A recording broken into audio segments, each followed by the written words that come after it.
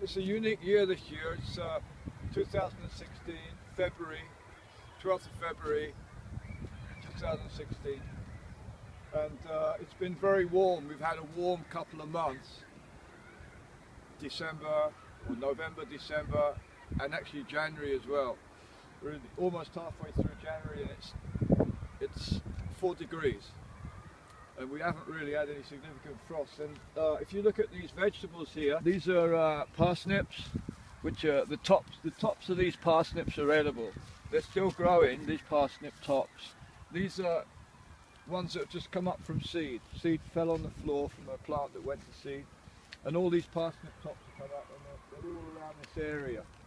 So these are edible as a kind of spinach. They're still making a little root. The rhubarb is, it shouldn't be up that high at this time of year. We've still got some more parsnip tops here which are perfectly edible. There's some small roots on them. We've got spinach here. Look at this spinach, it's still growing really strongly. We've just cleaned this spinach. We took off a lot of the leaves that are getting eaten by insects or slugs. Here there's slugs, snails eating these away. But we have a lot of really good leaves here. We took most of the bad leaves off, and they're still producing a spinach beet. So that's good. So that's it. We've got this area here which is mulched down. We had something growing on there, and we've covered it with grass and leaves. And that's a compost heap. So we're regenerating the soil in these areas by moving the compost heap around. We're not keeping the compost heap in one area, we move it. Every month we turn the compost over, and that piece of ground is fertilised. We move on to the next piece. And we've moved that compost heap all around. This is chicory here. It looks pretty rough. This is chicory. And slugs are eating the outside, but it's still growing. It's still growing. But actually on the inside, these are really nice. For example, there's one here, which the slugs have eaten all the outside off, and it's actually okay. So I'm just going to twist it off, throw away a couple of the leaves off the outside.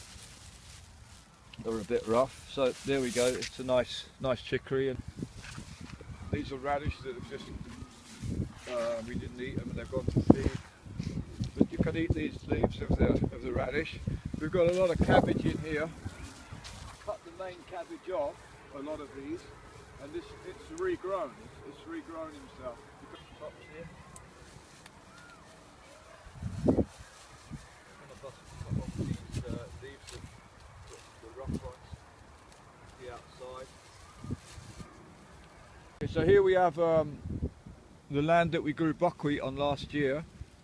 And we've been throwing it, whatever we can find that's laying around. We've been throwing old leaves and grass clippings and wood shavings, and the remnants of the buckwheat stems. They're all on there, on top of the ground. So the idea is to cover the ground as much as possible, cover it up, so that the worms and other insects they pull down all this into the ground, and it keeps the ground aerated.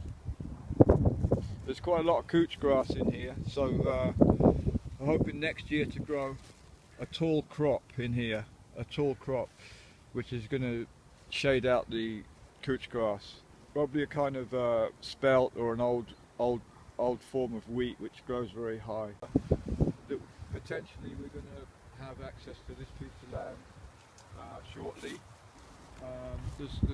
It's been covered down with plastic partially, and there's a lot of couch grass here, even under the plastic, and bindweed. So as soon as we get access to this piece of land, we'll start levelling it up, and we'll remove the plastic and just basically level the land up and get it ready for next season. So we're just waiting for that piece of land to come through, and then we'll be able to clean that up even in the wet weather, so they'll give us something to do outside on a cold day. Right, January the 12th, 2016.